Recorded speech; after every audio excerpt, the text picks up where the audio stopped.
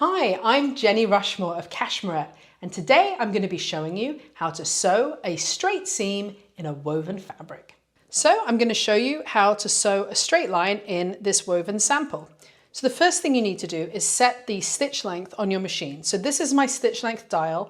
Typically 2.5 is about what you normally want to sew a woven seam with, and you can do this, and I'm getting it to 2.5.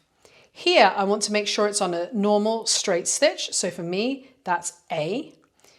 If you have this kind of dial, which is the needle position, I want the needle in the middle.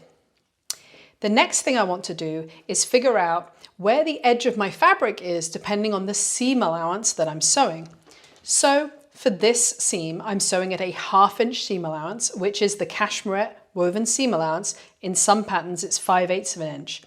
On my machine, there are lines on this plate that tell you the different seam allowances, assuming that the needle is in the central position. If you move the needle, that is no longer the right distance.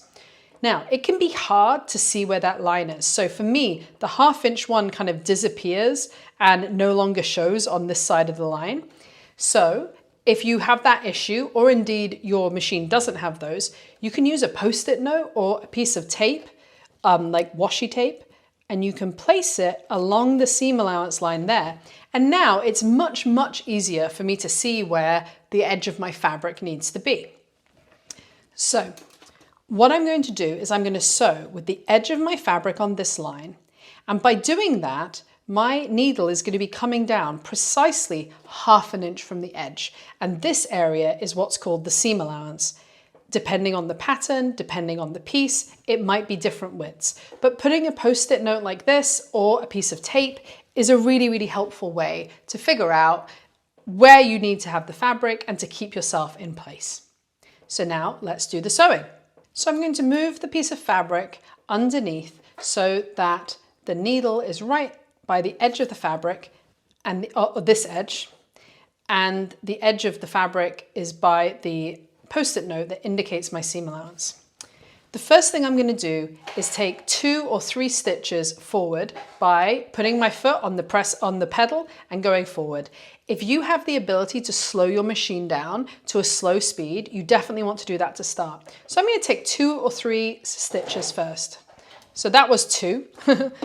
I'm using the hand wheel to do another one. Now I want to back stitch. This secures our stitches and makes sure they don't fall out. This is my back stitch button. For some people, it's an electronic button. In some cases, you have to keep it held down the whole time for it to go back. And in some cases, you only need to press it once. I need to keep mine held down. So when I do this, the machine is going to run backwards. So instead of the fabric going this way, the fabric's going to come this way. And what I want to do is sew the same number of stitches back over the first ones to secure them in. So I'm going to do that. I'm pressing this down, and I have gone back. Now I'm just going to go forward again. So that was back stitching. As you come near pins, you need to take them out. Do not sew over pins. They can break and go in your eye. They can also damage your machine. Don't worry about going continuously. You can start and stop as you sew. That is totally fine. Taking the pin out. I'm keeping my hands, I'm helping the fabric stay flat, but I'm not pushing or pulling it through the machine. I'm also keeping my fingers clear so that I don't sew my fingers. Now I'm coming up towards the end. So again, I'm going to use the hand wheel just to slow down and be as accurate as possible. And now I'm going to back stitch again at the other end. I'm going to lift up the needle. I'm going to lift the presser foot up. And as I take the piece of fabric off, there are going to be 2 threads, one from the bobbin, one from the top. You can either use snips, or in many machines, they have a little knife on the side like mine does. And it trims it enough for me to get it off the machine, even though I will now want to go back and use scissors to trim it. But that is my seam sewn in a woven fabric. If you'd like to see more videos to help you learn to sew, head over to cashmere.com/learn to sew.